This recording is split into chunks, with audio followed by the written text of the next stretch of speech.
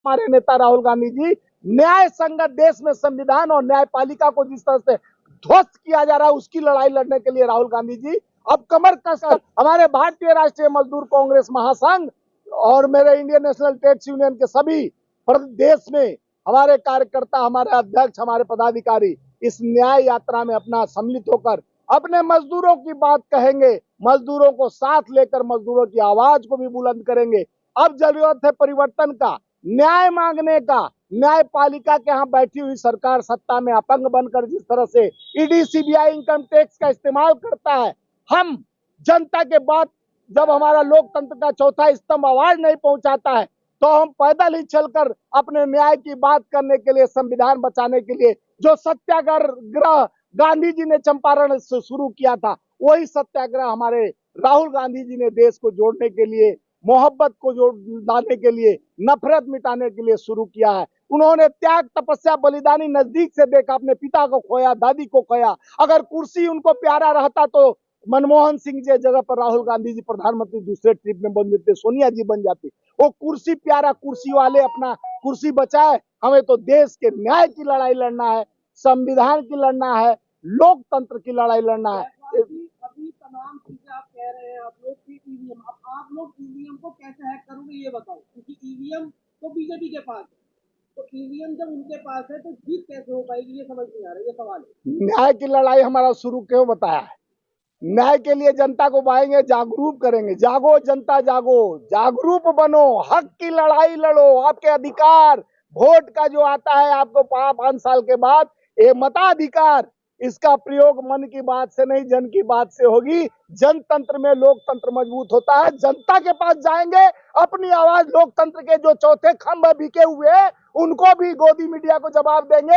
हम लोकतंत्र के दरवाजा दस्तक देंगे और जनता अपना वोट का अधिकार देने के लिए ईवीएम भी रोकेगा, ईवीएम का हथियार भी बंद करेगा। अब सिर्फ जनता जवाब देगा, न्याय की लड़ाई शुरू होगी। एक सांसद जो है, एक सांसद तकरीबन 15 लाख के आसपास जनता मतलब उसके अंडर होती है, तो 15 लाख जनता एक सांसद के पास है। तकरीबन 140 सांसद जो है राज्यसभा और लोकसभा के, वो निष्कासित कर दिए गए हैं। जनता अगर सड़कों पे आ जाए तो शायद कुछ हो पाए, लेकिन जनता नहीं आ रही है। इसके कारण क्या देखते हैं? देखिए, 149 सांसद को निलंबित कर दिया गया, वो सिर्फ न्याय की बात करने के लिए खड़ा। कई तो सांसद वहां पहुंचे नहीं थे संसद भवन में, उनको भी ऋषिकेश। ये अंधी बहरी गूंगी सरकार धृतराष्ट्र बनकर जिस तरह से जनमानस की आवाज दबा रही है, 145 करोड़ जनता में 60%, 150 सांसद हमारे विपक्ष के थे, उनकी आवाज दबाया। तो लोकतंत्र की आवाज, जो चौथा स्तंभ जो बोल रहा हूं, मीडिया उस बात को कहां हाईलाइट की कि देखिए आपकी आवाज उठाने वाली संस्था को जो संसद भवन में आप चुन कर भेजे हैं उनको निलंबित जनता को मालूम नहीं होगा। इसीलिए तो राहुल गांधी को जरूरत पड़ रहा है न्याय यात्रा निकालने की। आप कह रहे हैं कि परिवर्तन की बात कर रहे हैं, देश तो बड़ा परिवर्तन हो ही रहा है, देश बनने की ओर जा रहा है। कहा जा रहा है 9 साल बेमिसाल।